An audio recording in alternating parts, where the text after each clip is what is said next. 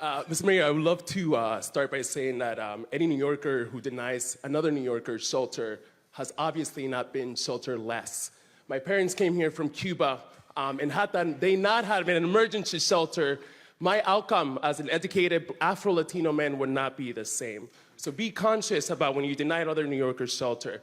Mr. Mayor, I also like to say that it's nice to see men who look like me. I'm also losing my hair, so they almost confuse me. I'm not losing mine. Oh, I am.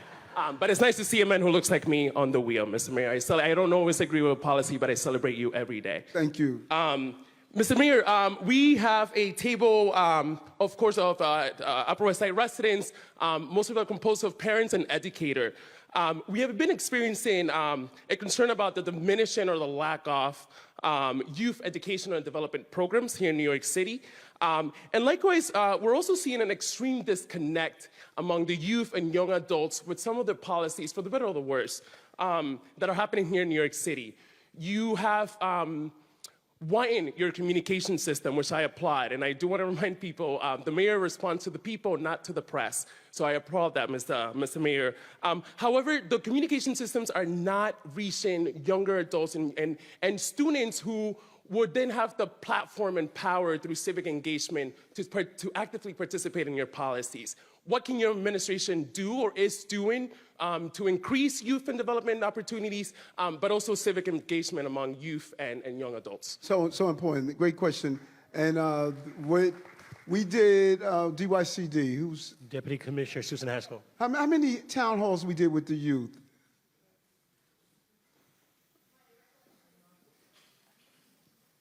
Six. I think we did about six town halls with young people across the city. Yep, we went across the city and did town halls with young people. We came in, we sat down, we heard from them.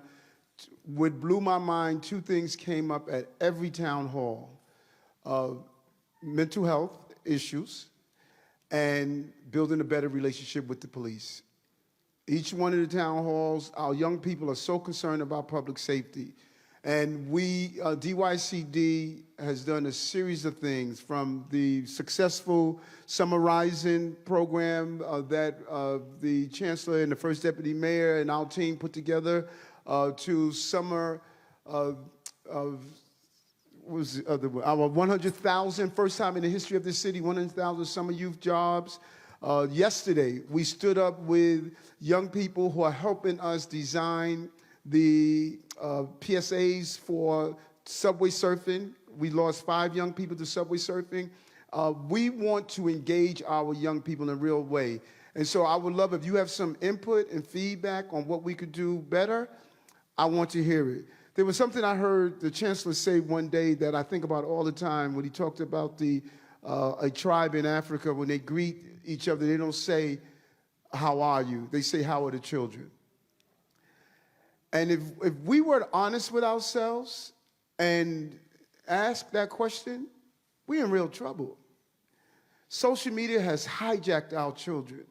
They're teaching them how to steal cars. They're teaching them how to do dangerous challenges. They're teaching them how to subway surf.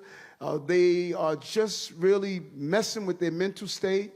Cannabis, the woman who was talking about cannabis, of the cannabis issue in our city, our young people. We know what cannabis does to a young mind in the developmental stages, yet our children are using them. Depression, suicidal rates are increasing.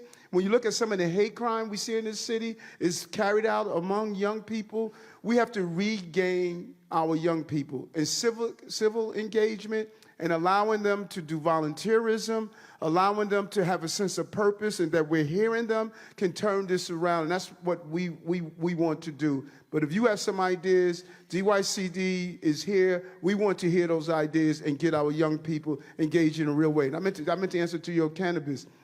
We will close down the illegal cannabis shops in 3 months if we just get the power from Albany. They're not giving us the enforcement power. My sheriffs and NYPD will close down these illegal shops in 3 months. Gail has been harassing the hell out of me about these illegal places. But we don't have the power to do so. We need Albany to say, local jurisdiction, go and do the enforcement, and I promise you, within 3 months, we will have all of these illegal cannabis shops closed down. How are you doing?